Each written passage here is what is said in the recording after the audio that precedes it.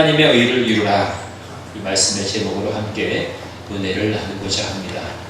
우리 감리교회는 참으로 여러 아주 좋은 유산들이 참 많습니다. 제가 잠깐 영상을 보여드리겠는데 여기서 이야기하고 있는 것이 무언가를 여러분 잘 한번 들어보시기를 바랍니다.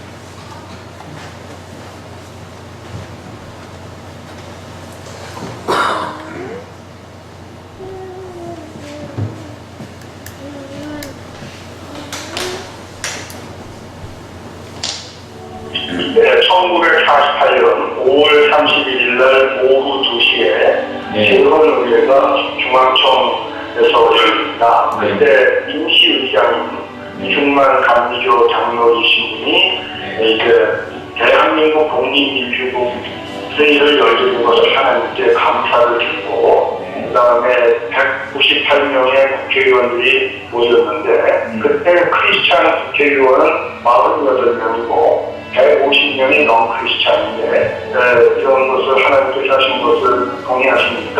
그러니까 다들 동의한다는 얘기를 하고, 그러면 우리가 일심으로 하나님께 기도로 감사를 드리자. 그래서 다 그 자리에서 일어나요. 그래서 48명 크리스찬 가운데 4명의 목사님이 의원으로 일을 하셨는데, 그 중에 감리교 목사이신 이윤영 의원이 기도를 이제 시작한 것이 대한민국의 공식적 첫 번째 활동입니다. 그 기도 내용을 들여다보면 남북 통일을 주시고, 그 다음에 대한민국의 복락 발전을 주시고, 그리고 통일된 나라가 세계 평화를 위해서 일하게 해달라고 이렇게 기도를 하세요. 그리고 6월 2일 날 30명으로 구성된 재헌의원이 의회에서 만들어진 헌법소위원회에서 대한민국 우리 나라의 국호를 정하는 결정을 해요. 그때 신익희 의원이 제안한 것은 한 표, 헌법 초안자이시고 나중에 고려대학교 총장을 지내신 유진호 의원이 제안한 건 조선인민공화국 2표, 그 다음에 몽양영웅연과 김규식 의원이 제안한 것은 고려공화국 7표, 그리고 임시의장 이승만 장로가 제안한 것이 대한민국인데 그게 이건 7표. 그래서 우리의 국호는 대한민국을 결정해낸 겁니다. 그런데 이 대한민국은 그날 공식적으로 결정이 됐지만 이미 1919년 4월 13일 날 상해에서 결성된 상해 임시정부에서 우리의 국호를 결정하는데, 그때 이미 대한민국이라는 이름으로 결정한 겁니다. 4월 14일 상해 임시정부에서 또 다른 중요한 국가 상징을 결정하는데, 이 상해 임시정부를 결성한 사람들이 3.1운동을 주도했던 기독지성 선배들이시죠. 그래서 국가 상징이 기독교와 연결된 것은 1919년 3.1운동을 일으키셨던 우리 기독 선배들이 하신 거고, 이분들이 이렇게 나라를 하나님 나라의 기초에서 만들게 된 것은 1907년 장대영 교회 부흥과 1907년 부흥을 이끌어낸 1903년 파리의 원산 대부분이 시작이 된 것이다. 그래서 1903년에 감리교 목사님들의 선교사님들에 의해서 시작된 부흥이 결국 1919년 3.1운동과 상임시정부를 만드는 데도 기여를 했고, 나아가서 1948년 대한민국 재헌의회에서 감리교 장로님이 하나님께 감사하는 말씀을 드렸고, 기도를 감리교 목사님, 이윤영 목사님이 하셨다. 그래서 대한민국을 만드는 데 있어서 감리교가 굉장히 귀한 일을 했다. 대한민국, 하나님 말씀에 기초한 대한민국 만드는데 감리교가 귀한 역사를 감당하고 생각합니다. 아멘. 아멘. 아멘. 아멘이죠. 여러분 역사를 아시는 분도 있겠지만 저도 이 허문영 의원의 그 이야기를 들으면서 우리 감리교회 참 자랑스러운 유산들이 참 많구나, 그런 것을 다시 한번 깨닫게 되었습니다. 저는 처음에 어떤 분이 저에게 이러한 영상을 보내왔을 때 무심코 그냥 이렇게 열어서 봤는데 온몸에 막 전율이 일어나더라고요. 우리 감리교 우리 선배들이 참 이러한 훌륭한 일을 했는데 오늘 우리는 정말 뭘 하고 있나, 우리는 정말 영적인 잠에 그냥 취해 있지 않나, 이런 생각을 하면서 우리 선배들의 그 자랑스러운 유산을 우리가 잘 이어받고 우리도 뭔가 우리 후손들에게 뭔가 남겨줄 수 있는 그런 신앙의 좋은 모델이 되어야 되지 않겠습니까? 그래서 저와 여러분이 또 우리 교회는 작지만 여러분 교회는 사이즈가 중요한 것이 아니라 한 영혼 한 영혼이 어떠한 마음을 갖고 있느냐가 교회를 결정하는 거예요. 저도 그렇고 여러분도 그렇고 하나님의 나라와 하나님의 그 의를 위해서 귀하게 드려질 수 있는 그런 삶이 된다면 우리는 나라와 민족을 위해서 또 세계 열방을 위해서 귀한 주님의 일을 감당하는 자가 될 거라고 믿습니다.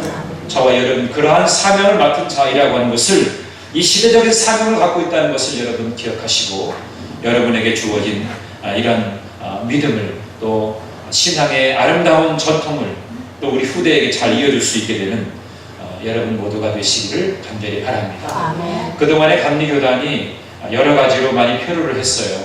감독회장 문제 때문에 불거지기도 했고 이러저러한 이야기들도 참 많았는데 이제 감독회장 선거도 끝났고 새로운 마음과 결단으로 새롭게 출발하고자 하는 그런 마음에 이제 감리교가 시작이 되어집니다.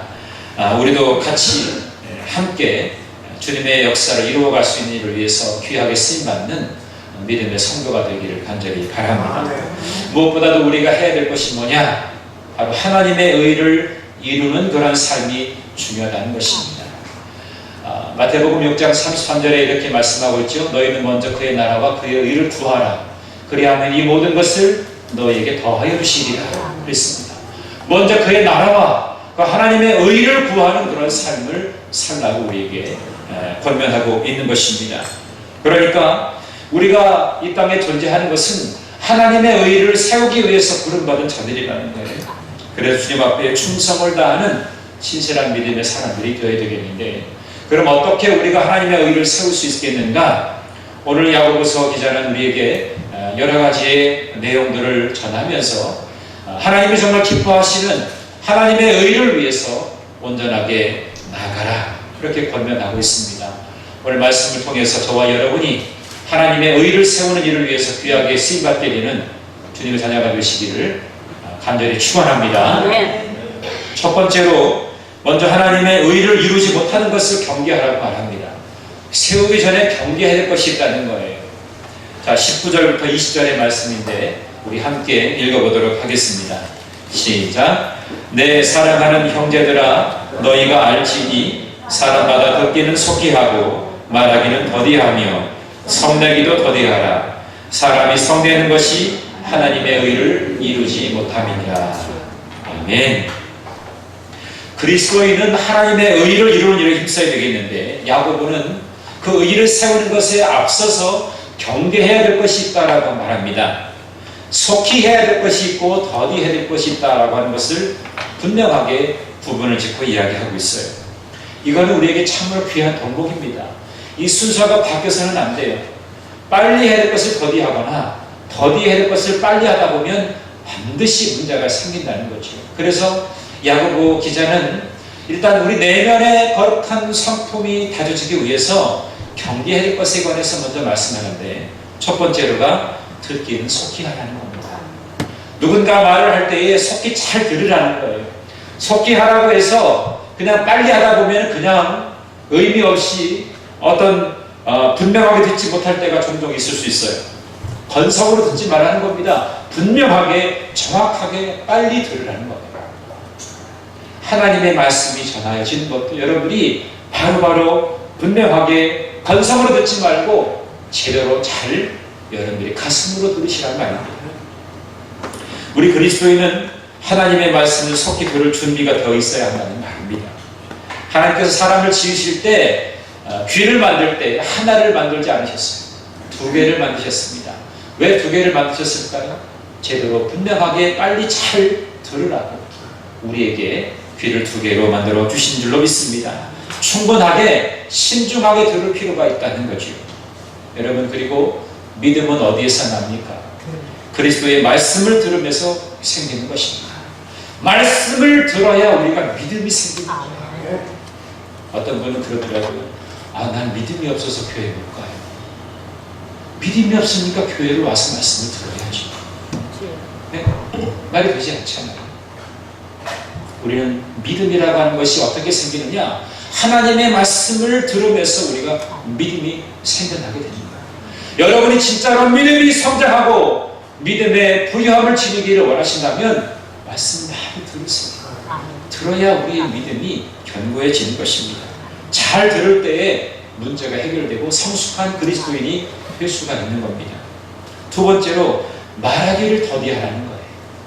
자, 하나님께서는 귀를 2개를 만드셨는데 입은 하나를 만드셨어요. 만약에 입을 2개를 만드셨다면 앞에다가 하나 뒤에다가 하나 만드셨다면 어떻게 됐을까요? 정신이 없겠죠.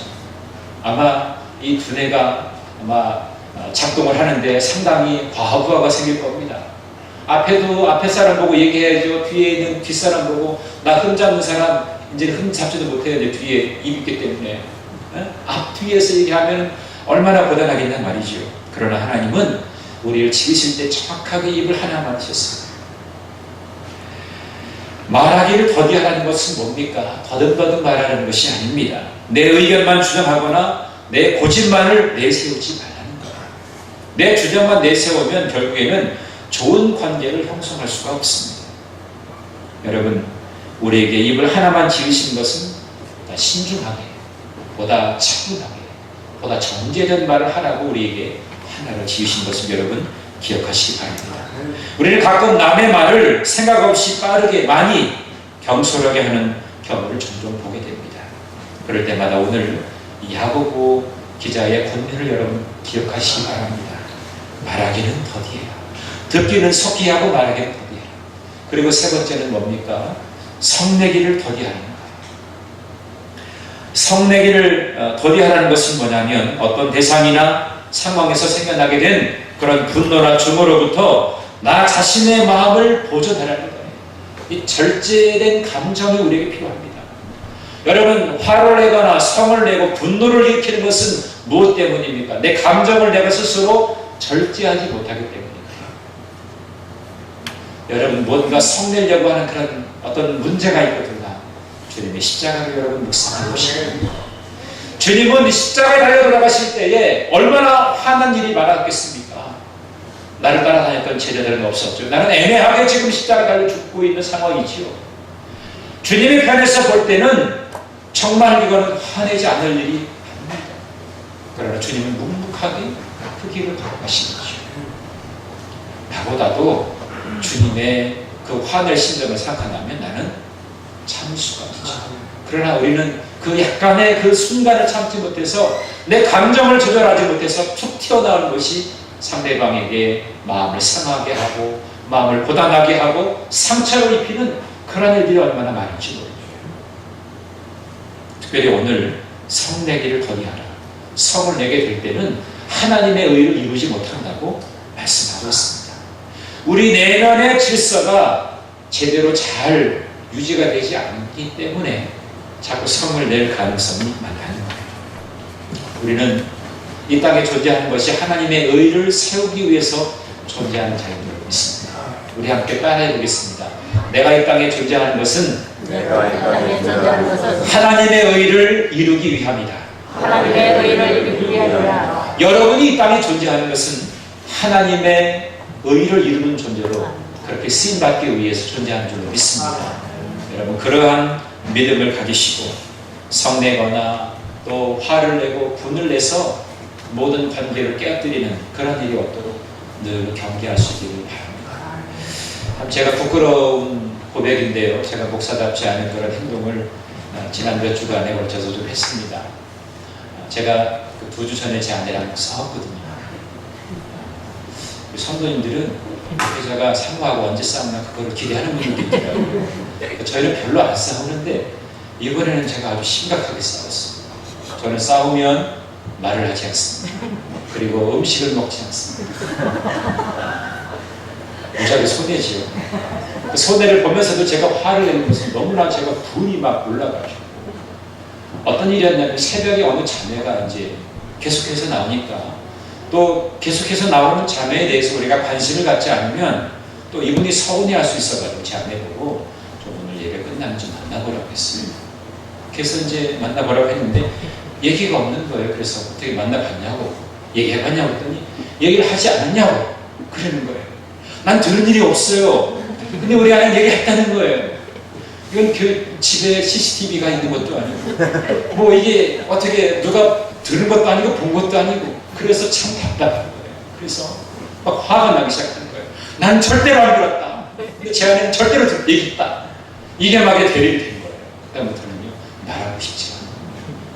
뭐 이런 인간이 다 있는 거예요. 난 분명히 안 들었는데 왜 이렇게 고집하지? 막 그러면서 막 마음속에 막 화가 막 일어나기 시작합니다. 그래서 제가 밥을 며칠 동안 안 먹었습니다. 그리고 가능하면 제 아내가 있는 곳을 피해서 다녔습니다.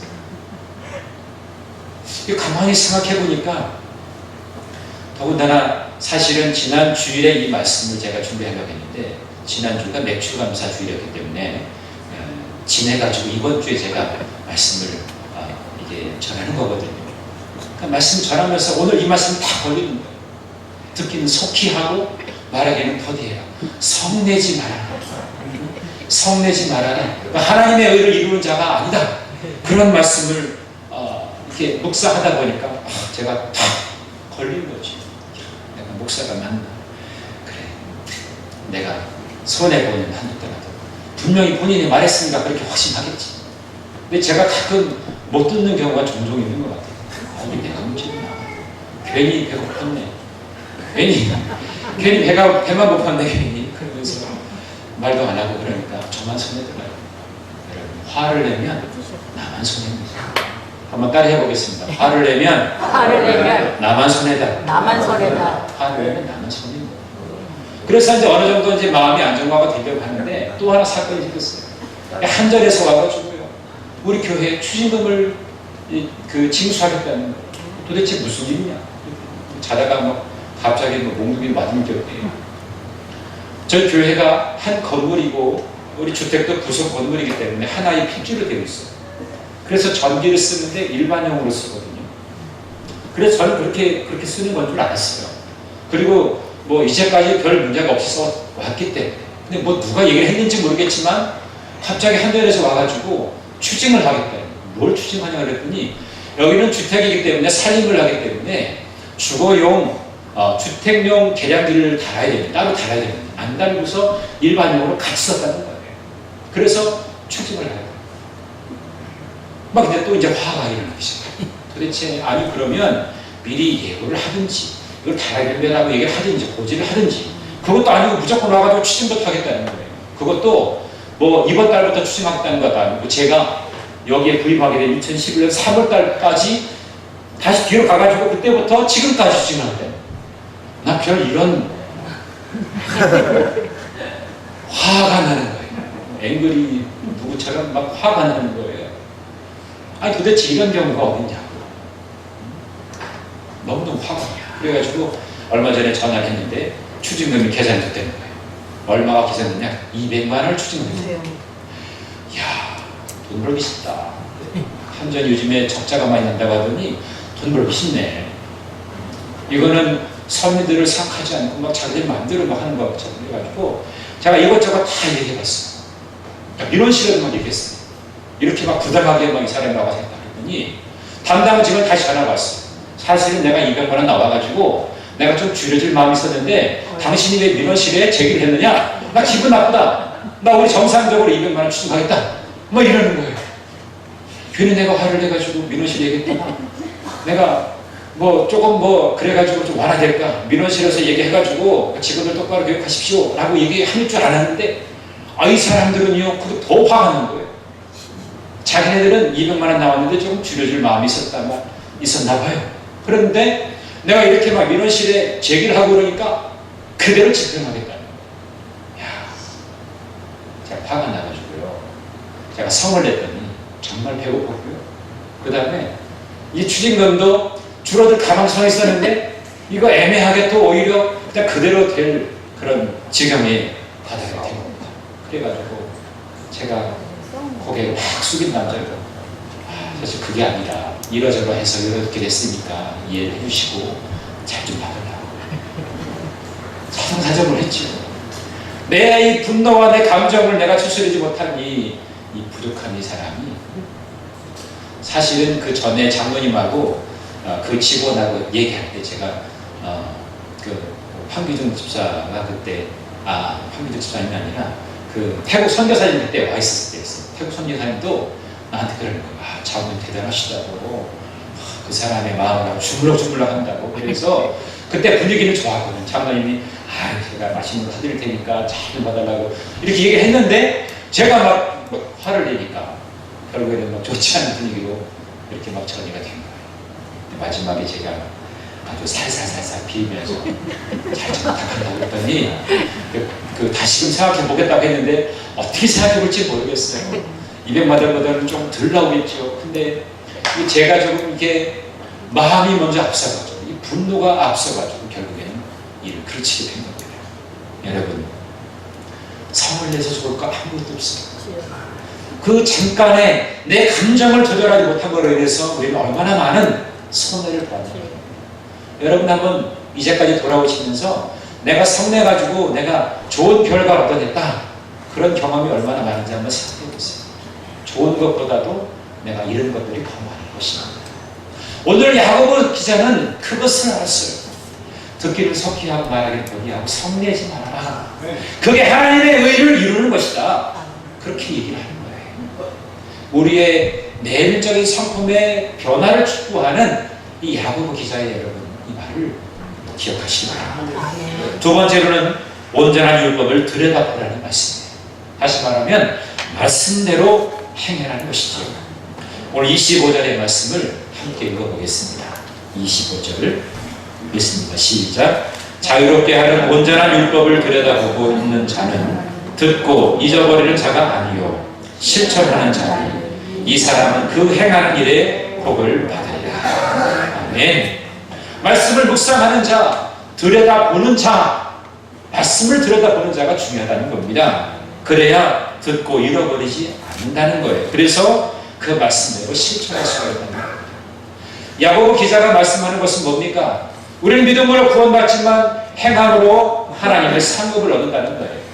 로마서 기자가 가장 강조하는 것은 믿음의 사람은 어떻게 의롭게 되느냐?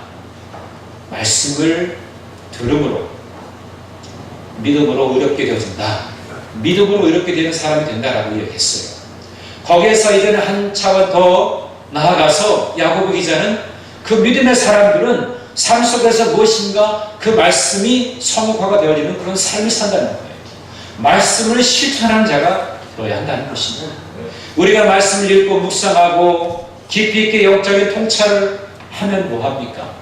내 삶에서 실천되어지지 아니하면 아무런 의미가 없는 거예요. 죽은 믿음이라고 그랬죠. 행함이 없는 믿음은 죽은 믿음이라고 했어요. 그렇기 때문에 말씀을 듣고 행하는 것이 우리에게 참 중요한 것입니다. 그래야 우리가 복을 받고 하나님의 의를 이룰 수가 있는 겁니다. 우리 아까 1903년 하디 선교사가 그 자신의 회개 운동을 통해서 선교사들을 모아내고 자기가 정말 공개적으로 회개했던 그 사건을 통해서 1907년 장대현 부흥운동이 일어나게 된 것입니다. 얼마나 놀라운 일입니까? 무엇인가 큰 부흥의 역사가 일어나기 위해서 한 사람이 말씀 위에 바로 서고 회개하였더니 하나님의 의가 이 땅 가운데 일어나게 되었다는 사실이에요. 이 얼마나 중요한 일입니까? 우리는 믿음으로 구원받지만 구원받은 우리가 말씀을 따라서 행할 때에 복을 받고 하나님의 의를 이룰 수 있는 것을 여러분 기억하시기를 간절히 바랍니다. 마지막으로 세 번째로는 더러움이 없는 경건을 유지하라고 말씀하고 있습니다. 27절의 말씀을 함께 읽어보겠습니다. 시작. 하나님 아버지 앞에서 정결하고 더러움이 없는 경건은 곧 고아와 과부를 그 환난 중에 돌보고 또 자기를 지켜 세속에 물들지 아니하는 그것입니다. 이 구절에서 경건한 삶을 어떻게 실천할 것인가, 그것에 관해서 말씀해 주는 구절입니다. 경건한 삶은 내적인 모습으로부터 다른 사람이 알 수 있을 정도로 외적인 표현으로도, 외적인 삶의 모습으로도 나타나야 된다는 겁니다. 그 가운데 오늘 말씀에서 하나님 아버지 앞에서 늘 우리를 돌아보아야 한다는 것입니다. 내가 어떤 것으로 평가 기준을 삼을까요? 하나님 아버지 앞에서 우리가 점검해 봐야 되는 거예요. 믿음의 사람들은 점검해 봐야 됩니다. 내 지금 경건 생활이 제대로 된 경건 생활인지, 하나님의 의를 세우는 일을 위해서 내가 쓰임받고 있는지, 그걸 내가 살펴봐야 합니다. 그 구체적인 예로 오늘 보니까 고아와 과부를 그 환난 중에 돌아오라고 했습니다. 경건한 사람은 자기뿐만이 아니라 내 주변 이웃의 어려움과 연약함을 돌보는 사람이라는 거죠. 저는 지난 목요일에 한 통의 편지를 받았습니다. 제 이름으로 써 있는데 그냥 위에 보낸 사람은 이름과 그냥 서울에서 막 이렇게 써 있어요. 웬 편지인가 막 이렇게 6장이나 되는 분량으로 빽빽하게 썼어요. 그러니까 6장을 읽는 동안에 상당히 인내심이 필요했거든요. 근데 결국에는 자기를 도와달라는 겁니다. 지금 자기가 구할 처소가 없고 그냥 길거리를 배회하면서 그날 어디서 자야 것인가를 고민하고 그러는 사람인데, 자기가 어느 조그만 방이라도 이렇게 구할 수 있는 그런 대금만 마련해 주시면 자기가 다시금 일어날 수 있겠다라는, 제가 그래서 고민을 많이 했습니다. 이 사람의 진정성이 정말 옳을 것일까?